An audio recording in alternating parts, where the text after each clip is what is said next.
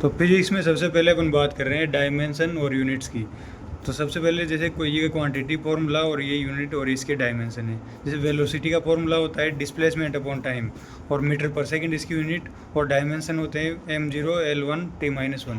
इस तरह से एक्सीलरेशन u-v/t या du/dt भी लिख सकते हैं। Metre per second square m0 l1 t-2। Force F is equal to ma, इसकी यूनिट होती है kilogram metre per second square या फिर newton, m1 l1 t-2। Work Fd, force multiply by displacement, kilogram metre square per second square या फिर joule, m1 l2 t-2। Charge की बात करें तो charge Q is equal to IT, unit है इसकी एम्पियर सेकंड या फिर coulomb, m0 l0 t1 a1। Potential W upon Q और यूनिट है J अपॉन C यानी कि joule upon joule per coulomb या फिर volt, m1 l2 t-3 a-1। Resistance का फॉर्मूला है V upon I, volt upon ampere, जिसकी unit है ohm, m1 l2 t-3 a-2। Capacitance C, इसका फॉर्मूला है Q अपॉन V, जिसकी यूनिट है faraday F, m-1 l-2 t4 a2। Inductance की बात करें तो L is equal to E-T upon I, m1 l2 t-2 a-2। Magnetic flux L into I, m1 l2 t-2 a-1। Magnetic field की बात करें तो B is equal to phi upon A, जहाँ पर phi is equal to B into A, ऐसे भी लिख सकते हैं। या फिर B is equal to F upon IL, ये और इसलिए F is equal to IL into B, m1 l0 t-2 a-1। Electric permittivity की बात करें तो E0 Q square upon 4 F R square, E0 is equal to C square N newton into metre square, μ0 is equal to newton upon A square. इस तरह से इसको दिखा सकते हैं। और m-1 l-3 t4 a2। लेटेंटिटी की बात करें तो L is equal to Q/m या फिर Q is equal to ml भी लिख सकते हैं, जिसकी m0 l2 t-2। Specific heat C is equal to Q upon m delta T, यानी कि Q is equal to mc delta T, m0 l2 t-2 k-1। Refractive index की बात करें तो mu is equal to C upon V, m0 l0 t, यानी कि dimensionless quantity है refractive index. Friction coefficient की बात करें तो mu is equal to F/n, F is equal to μn भी लिख सकते हैं। m0 l0 यानी कि ये भी डायमेंशन लेस क्वांटिटी है। Planck's constant H is equal to E upon mu, तो E is equal to h mu, जहाँ से m1 प्लैंक्स कांस्टेंट की जो डायमेंशन है वो है m1 l2 t-1, Planck's constant की m1 l2 t-1। अतः डायमेंशनल लेस कौन सी होगी, रिफ्रैक्टिव इंडेक्स और फ्रिक्शन कोफिशिएंट। इस तरह से ये होता है। अब अपन के 7 जो बेसिक क्वांटिटीज़ होती है उनकी बात करें तो वो होती है LMT IITM, यानी कि लेंथ, मास, टाइम, करंट, इंटेंसिटी, टेम्परेचर और मोल। अब बात करते हैं एरर्स की। एरर्स होते हैं, इनके अलग अलग टाइप्स होते हैं, जैसे कि systematic error governed by some law and principle, can be exactly calculated, यानी कि इसको एग्जैक्टली कैलकुलेट कर सकते हैं। कैन बी रिमूव्ड, इसको हटाया भी जा सकता है। इसका उदाहरण instrumental error, zero error etcetera. फिर दूसरा एरर मैनुअल एरर होता है ड्यू टू ह्यूमन मिस्टेक की वजह से मैनुअल एरर बोलते हैं। इसका एग्जाम्पल है पैरेलेक्स एरर। रैंडम एरर की बात करें तो डजंट फॉलो एनी लॉ या प्रिंसिपल, रैंडम एरर कोई लॉ और प्रिंसिपल को फॉलो नहीं करता है। और ये जो मैनुअल और रैंडम एरर है, कैन नेवर बी डिटरमाइंड, इनको डिटरमाइन नहीं किया जा सकता है। और कांट बी रिमूव्ड, इनको हटाया भी नहीं जा सकता है। इसके बाद अपन बात करते हैं एब्सोल्यूट एरर होता है absolute value minus actual value. जैसे कि मीन एब्सोल्यूट एरर जो होता है वो इस तरह से होता है। Example del L is equal to del L1 del L2 plus del L3। इस तरह से इनको ऐड करके जितनी भी क्वांटिटी होगी, जितने एरर होंगे उनसे डिवाइड कर देंगे तो मीन एब्सोल्यूट एरर आ जाएगा।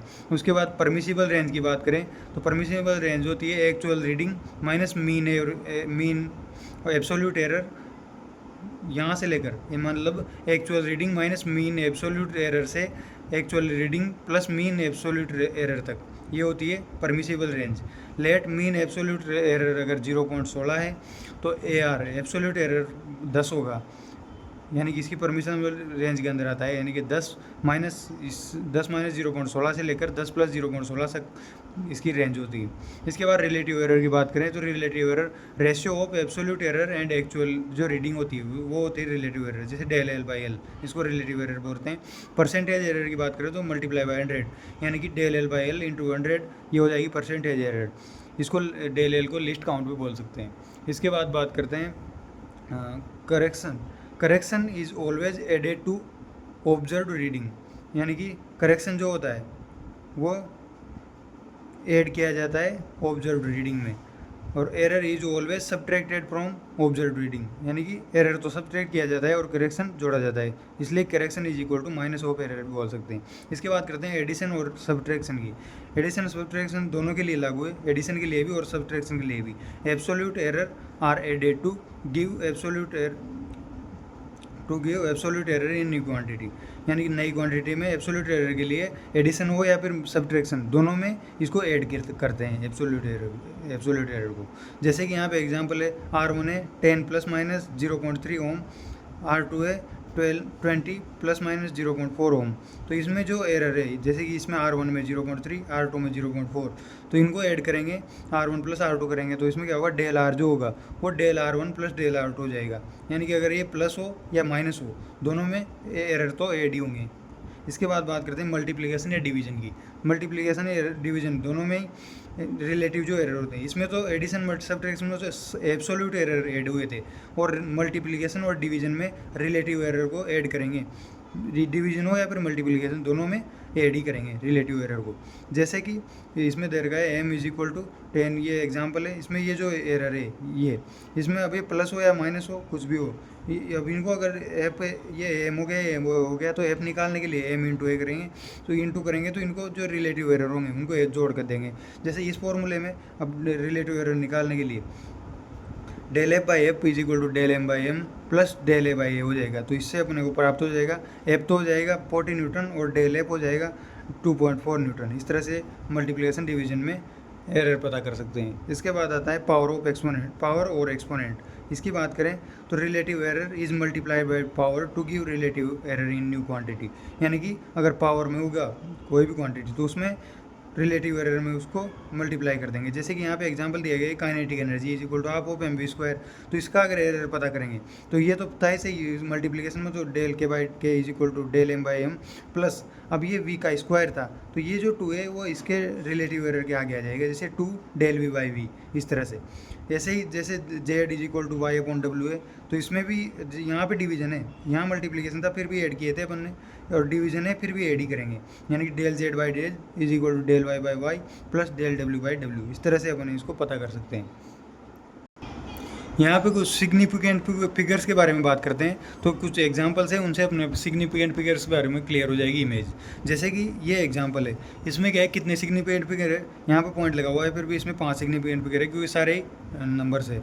इसके बाद इसके बीच में अगर ऐसे आ जाए तो इसमें 6 सिग्निफिकेंट फिगर है, ये 0 0 अगर 0 नंबर्स के पहले आए तो उसको काउंट नहीं करेंगे सिग्निफिकेंट फिगर में, यानी कि इसमें 3 सिग्निफिकेंट फिगर है। इसमें सिग्निफिकेंट फिगर 2 है, यानी कि नंबर के पहले 0 आए या फिर नंबर के बाद में 0 आए उनको काउंट नहीं करेंगे। लेकिन अगर बाद में 0 आए तो फिर उसमें अगर यूनिट लगी हुई है, जैसे यहाँ पे मीटर है, तो उसमें सिग्निफिकेंट फिगर काउंट करेंगे, तो यहाँ पे सिग्निफिकेंट फिगर हो जाएंगे 4। इसमें बात करें तो इसमें 2 हो जाएंगे, इसका जो पॉइंट है इससे पहले के 0 को काउंट नहीं करेंगे। इसके बाद बात करते हैं ये जो इसके एग्जाम्पल है, इसमें सिग्निफिकेंट फिगर के नंबरों के 3, यानी कि अगर दशमलव लगा देंगे तो भी सिग्निफिकेंट फिगर इसमें काउंट नहीं होंगे नंबर से पहले। इसके बाद जैसे ये बात करते हैं जैसे 10 पॉइंट, तो यहाँ भी 0 आ रहे हैं दशमलव से बाद में पहले, लेकिन यहाँ पे इनको काउंट किया जाएगा क्योंकि ये 10 जो है यहाँ से शुरू होता है, इसलिए इनके बीच में 0 आ जाएंगे, इनको काउंट करेंगे तो 6 सिग्निफिकेंट फिगर इसमें हो जाएंगे। इसकी बात करें तो इसमें भी 6 सिग्निफिकेंट फिगर होंगे क्योंकि इसमें दशमलव के बाद के जो 0 है उनको भी गिना जाएगा। इसमें सिग्निफिकेंट फिगर की बात करें तो इसमें 2 हो जाएंगे क्योंकि दशमलव से पहले के कोई वैल्यू नहीं है इनकी, तो इनको तो नहीं गिनेंगे, लेकिन जो इसके 2 के बाद का 0 है इसको गिना जाएगा, इसलिए इसके सिग्निफिकेंट फिगर कितना हो जाएगा 2। इसके बाद बात करें इसकी, तो इसमें अगर पावर में होगी तो पावर वालों को नहीं गिनेंगे, वो तो इसमें सिग्निफिकेंट फिगर इसमें भी 27 है तो 2 और 7 को गिना जाएगा तो 2 हो जाएगा। इस तरह से अब इनके सिग्निफिकेंट फिगर में अगर एडिशन की बात करें, जैसे इसमें 2 के बाद दशमलव लगाए 2.628, तीन प्लेसेस तक डेसिमल लगाए और इसमें 1 प्लेस तक डेसिमल लगाए 1.1। अगर इनको ऐड करेंगे तो ऐड करने पर जो डेसिमल आएगा वो अपन को 3 प्लेस तक नहीं देना, जो मिनिमम नंबर होता है वहाँ तक ही डेसिमल देते हैं, यानी कि इसमें 3.728 सही नहीं होगा, 3.7 ही होगा, इसमें बाद वाले नंबरों को राउंड ऑफ कर दिया जाएगा। इसके बाद सब्ट्रैक्शन की बात करें तो सब्ट्रैक्शन में सेम वही है कि जिसमें सिग्निफिकेंट नंबर कम हो गया, यहाँ पे 2 ही है और यहाँ पे 4 है, लेकिन 4 वाला जो सिग्निफिकेंट नंबर है उसको नहीं मानेंगे, 2 सिग्निफिकेंट फिगर वाले को सही मानेंगे। इसके बाद मल्टीप्लिकेशन की बात करें तो मल्टीप्लिकेशन में भी सेम वही बात है, जैसे सिग्निफिकेंट इसमें क्या है, दशमलव के बाद 2 सिग्निफिकेंट फिगर है तो इसको 2 और इसमें 0 है, यानी कि इसमें कोई इसके बाद कोई ये नहीं है नंबर दशमलव के बाद, तो इसमें नंबर ही सही माना जाएगा, यानी कि मिनिमम जो नंबर होता है डेसिमल के बाद उसी को मानते हैं, तो यहाँ पे 8 ही माना जाएगा, 7.74 नहीं, राउंड ऑफ के बाद। इसके बाद डिवीजन की बात करें तो डिवीजन में भी जो मिनिमम नंबर ऑफ डेसिमल होगा वही उसको माना जाएगा, जैसे यहाँ पे 6.875 नहीं मानते, 6.9 वो सही माना जाता है।